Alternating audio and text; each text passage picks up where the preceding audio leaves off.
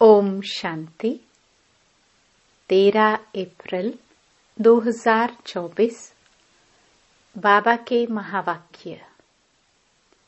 मीठे बच्चे, बाबा 21 जन्म के लिए तुम्हारी दिल ऐसी बहला देते हैं जो तुम्हें दिल बहलाने के लिए मेले, मलाखड़े आदि में जाने की दरकार नहीं। प्रश्न। जो बच्चे अभी बाप के मददगार बनते हैं उनके लिए कौन सी गारंटी है? उत्तर। श्रीमत पर राजधानी स्थापन करने में मददगार बनने वाले बच्चों के लिए गारंटी है कि उन्हें कभी काल नहीं खा सकता। सतयुगी राजधानी में कभी अकाले मृत्यु नहीं हो सकती है। मददगार बच्चों को बाप द्वारा ऐसी प्राइज मिल जाती है जो 21 पीढ़ी तक अमर बन जाते हैं। ओम शांति। बने बनाए सृष्टि चक्र अनुसार कल्प पहले मुहाफिक शिव भगवानुवाच। अब अपना परिचय तो बच्चों को मिल गया, बाप का भी परिचय मिल गया। बेहद के बाप को तो जान लिया और बेहद के सृष्टि के आदि मध्य अंत को भी जान लिया। नंबरवार पुरुषार्थ अनुसार कोई अच्छी रीति जान जाते हैं जो फिर समझा भी सकते हैं, कोई अधूरा कोई कम। जैसे लड़ाई में भी कोई कमांडर चीफ, कोई कैप्टन, कोई क्या बनते हैं। राजाई की माला में भी कोई साहूकार प्रजा, कोई गरीब प्रजा नंबरवार है।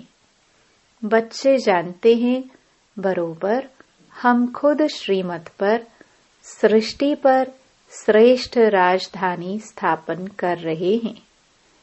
जितनी जितनी जो मेहनत करते हैं उतनी उतनी बाप से प्राइज मिलती है। आजकल शांति के लिए राय देने वाले को भी प्राइज मिलती है। तुम बच्चों को भी प्राइज मिलती है। वह उनको नहीं मिल सकती। उनको हर चीज अल्पकाल के लिए मिलती है। तुम बाप की श्रीमत पर अपनी राजधानी स्थापन कर रहे हो, सो भी 21 जन्म 21 पीढ़ी के लिए गारंटी है। वहां बचपन व जवानी में काल खाता नहीं। यह भी जानते हो न मन न चित था हम ऐसे स्थान पर आकर बैठे हैं जहां तुम्हारा यादगार भी खड़ा है, जहां 5000 वर्ष पहले भी सर्विस की थी। दिलवाड़ा मंदिर, अचल घर, गुरु शिखर हैं। सतगुरु भी ऊंचे ते ऊंच तुमको मिला है, जिसका यादगार बनाया हुआ है। अचलगढ़ का भी राज तुम समझ गए हो। वह हुई घर की महिमा। तुम ऊंच ते ऊंच पद पाते हो अपने पुरुषार्थ से। यह है वंडरफुल तुम्हारा जड़ यादगार।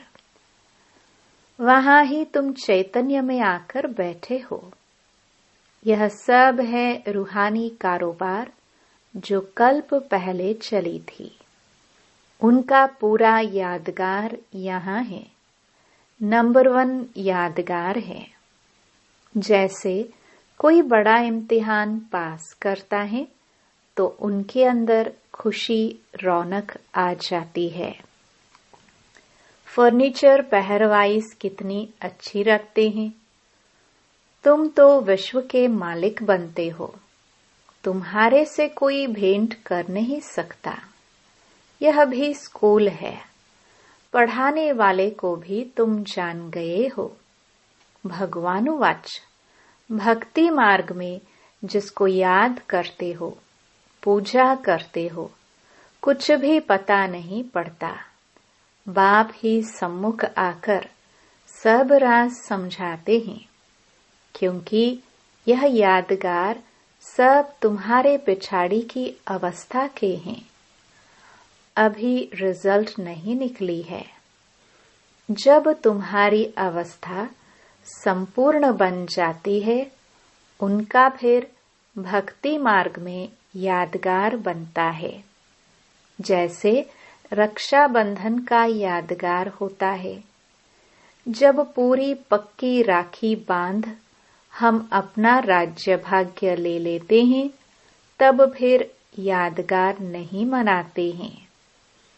इस समय तुमको सभी मंत्रों का अर्थ समझाया है। ओम का अर्थ समझाया है।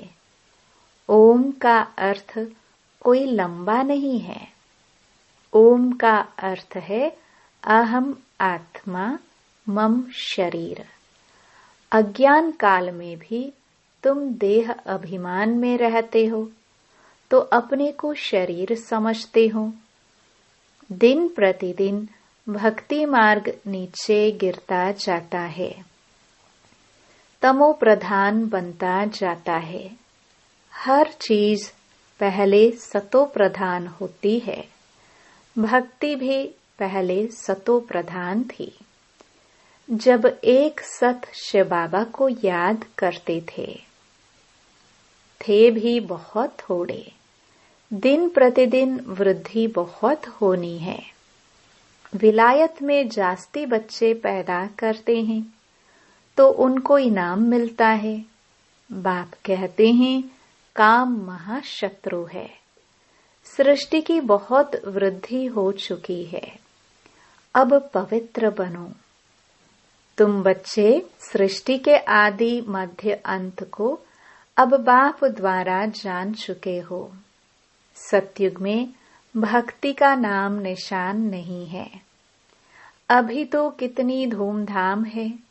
मेले मलाखड़े बहुत लगते हैं, जो मनुष्य जाकर दिल को बहलाए। तुम्हारा दिल तो बाप आकर बहलाते हैं 21 जन्मों के लिए, जो तुम सदैव बहलते रहते हो। तुमको कभी मेले आदि में जाने का ख्याल भी नहीं आएगा। कहाँ भी मनुष्य जाते हैं सुख के लिए। तुमको कहाँ पहाड़ों पर जाने की दरकार नहीं। यहाँ देखो कैसे मनुष्य मरते हैं। मनुष्य तो सतयुग कलयुग स्वर्ग नरक को भी नहीं जानते। तुम बच्चों को तो पूरा ज्ञान मिला है। बाप नहीं कहते हैं कि मेरे साथ तुमको रहना है। तुमको घर बार भी संभालना है। बच्चे जुदा तब होते हैं जब कोई खिटखिट होती है। फिर भी तुम बाप के संग रह नहीं सकते हो। सब सतो प्रधान बन नहीं सकते। कोई सतो, कोई रजो, कोई तमो अवस्था में भी है। सब इकट्ठे रह नहीं सकेंगे। यह राजधानी बन रही है। जो जितना जितना बाप को याद करेंगे, उस अनुसार राजधानी में पद पाएंगे। मुख्य बात है ही बाप को याद करने की। बाप स्वयं बैठ ड्रिल सिखलाते हैं। यह है डेड साइलेंस। तुम यहाँ जो कुछ देखते हो, उनको देखना नहीं है। देह सहित सबका त्याग करना है। तुम क्या देखते हो? एक तो अपने घर को और पढ़ाई अनुसार जो पद पाते हो, उस सतयुगी राजाई को भी तुम ही जानते हो। जब सतयुग है तो त्रेता नहीं, त्रेता है तो द्वापर नहीं, द्वापर है तो कलयुग नहीं। अब कलयुग भी है, संगम युग भी है। भल तुम बैठे पुरानी दुनिया में हो, परंतु बुद्धि से समझते हो हम संगम युगी हैं। संगम युग किसको कहा जाता है, यह भी तुम जानते हो। पुरुषोत्तम वर्ष, पुरुषोत्तम मास, पुरुषोत्तम दिन भी इस पुरुषोत्तम संगम युग पर ही होता है।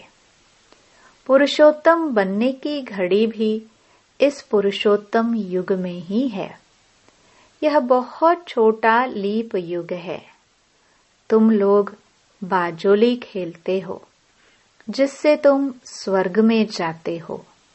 बाबा ने देखा है, जैसे साधु लोग अथवा कोई बाजोली खेलते खेलते यात्रा पर जाते हैं, बड़ी कठिनाई उठाते हैं।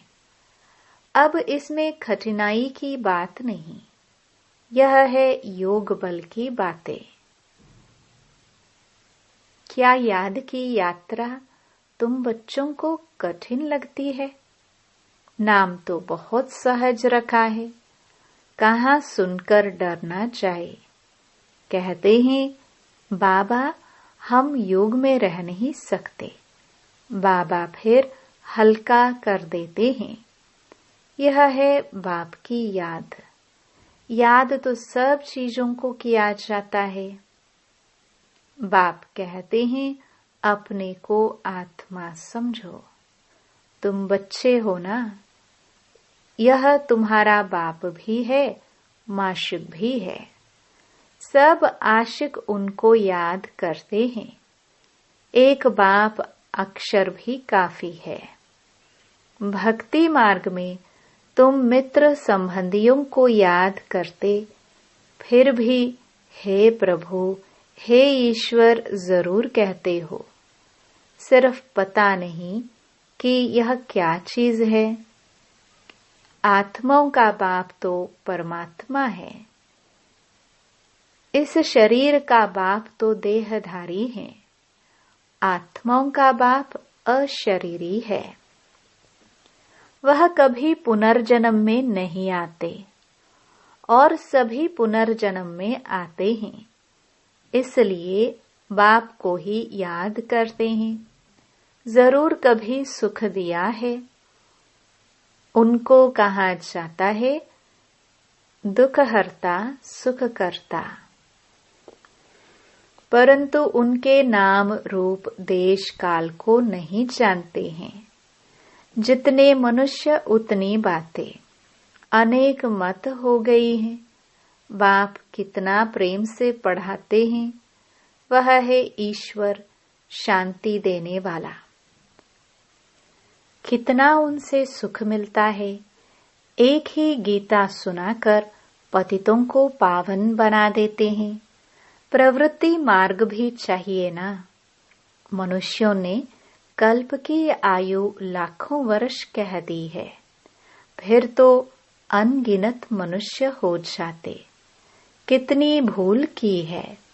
यह नॉलेज तुमको अभी मिलती है, फिर प्राय लोप हो जाती है। चित्र तो हैं जिनकी पूजा होती है, परंतु अपने को देवता धर्म का समझते नहीं है। जो जिनकी पूजा करते हैं वह उस धर्म के हैं ना। यह समझ नहीं सकते कि हम आदि सनातन देवी देवता धर्म के हैं, उनकी ही वंशावली हैं। यह बाप ही समझाते हैं। बाप कहते हैं तुम पावन थे, फिर तमो प्रधान बन पड़े हो। अब पावन सतो प्रधान बनना है। क्या गंगा स्नान से बनेंगे? पतित पावन तो बाप है। वह जब आकर रास्ता बताए तब तो पावन बने। पुकारते रहते हैं, परंतु जानते कुछ भी नहीं। आत्मा पुकारती है ऑर्गन्स द्वारा कि हे पतित पावन बाबा, हमको आकर पावन बनाओ। सब पतित हैं, काम चिता पर जलते रहते हैं। यह खेल ही ऐसा बना हुआ है। फिर बाप आकर सबको पावन बना देते हैं। यह बाप संगम पर ही समझाते हैं। सतयुग में होता है एक धर्म, बाकी सब वापस चले जाते हैं। तुम ड्रामा को समझ गए हो जो और कोई नहीं जानते। इस रचना का आदि मध्य अंत क्या है, ड्यूरेशन कितना है, यह तुम ही जानते हो। वह सब है शूद्र, तुम हो ब्राह्मण। तुम भी जानते हो नंबरवार पुरुषार्थ अनुसार। कोई गफलत करते हैं तो उनके रजिस्टर से दिखाई पड़ता है कि पढ़ाई कम की है। कैरेक्टर्स का रजिस्टर होता है, यहाँ भी रजिस्टर होना चाहिए। यह है याद की यात्रा, जिसका कोई को भी पता नहीं है। सबसे मुख्य सब्जेक्ट है याद की यात्रा। अपने को आत्मा समझ बाप को याद करना है। आत्मा मुख से कहती है हम एक शरीर छोड़ दूसरा लेते हैं। यह सब बातें यह ब्रह्मा बाबा नहीं समझाते हैं, परंतु ज्ञान सागर परमपिता परमात्मा इस रथ में बैठकर सुनाते हैं। कहा जाता है गौमुख। मंदिर भी यहाँ बना हुआ है जहाँ तुम बैठे हो। जैसे तुम्हारी सीढ़ी है वैसे वहाँ भी सीढ़ी है। तुमको चढ़ने में थकावट नहीं होती है। तुम यहाँ आए हो बाप से पढ़कर रिफ्रेश होने के लिए।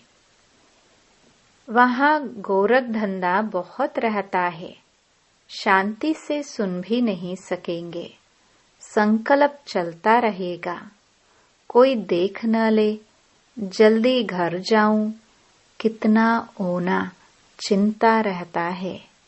यहाँ कोई भी ओना नहीं, जैसे हॉस्टल में रहते हैं। यहाँ ईश्वरीय परिवार हैं। शांति धाम में भाई भाई रहते हैं। यहाँ है भाई बहन, क्योंकि यहाँ पाठ बजाना है तो भाई बहन चाहिए। सतयुग में भी तुम ही आपस में भाई बहन थे। उनको कहा जाता है अद्वैत राजधानी। वहाँ लड़ाई झगड़ा कुछ भी नहीं होता। तुम बच्चों को पूरी नॉलेज मिली है कि हम 84 जन्म लेते हैं। जिसने जास्ती भक्ति की है उनका हिसाब भी बाप ने बताया है। तुम ही शिव की अव्यभिचारी भक्ति करना शुरू करते हो, फिर वृद्धि होती जाती है। वह है सब भक्ति। ज्ञान तो एक ही होता है। तुम जानते हो हमको शिव बाबा पढ़ाते हैं। यह ब्रह्मा तो कुछ भी नहीं जानते थे। जो ग्रेट ग्रेट ग्रैंडफादर था वह इस समय यह बने हैं, फिर मालिक बनते हैं। तत्त्वम। एक तो मालिक नहीं बनेंगे ना। तुम भी पुरुषार्थ करते हो। यह है बेहद का स्कूल। इसकी ब्रांचेस ढेर होंगी, गली गली घर घर में हो जाएंगी। कहते हैं हमने अपने घर में चित्र रखे हैं। मित्र संबंधी आदि आते हैं तो उनको समझाते हैं जो इस झाड़ के पत्ते होंगे वह आ जाएंगे। उन्हों के कल्याण के लिए तुम करते हो। चित्रों पर समझाना सहज होगा। शास्त्र तो ढेर पढ़े हैं, अब सब भूलने हैं। बाप है पढ़ाने वाला, वही सच्चा ज्ञान सुनाते हैं। अच्छा। मीठे मीठे सिखिलदे बच्चों प्रति माता पिता बाप दादा का याद प्यार और गुड मॉर्निंग। रूहानी बाप की रूहानी बच्चों को नमस्ते। धारणा के लिए मुख्य सार। पहला, डेड साइलेंस की ड्रिल करने के लिए यहाँ जो कुछ इन आंखों से दिखाई देता है उसे नहीं देखना है।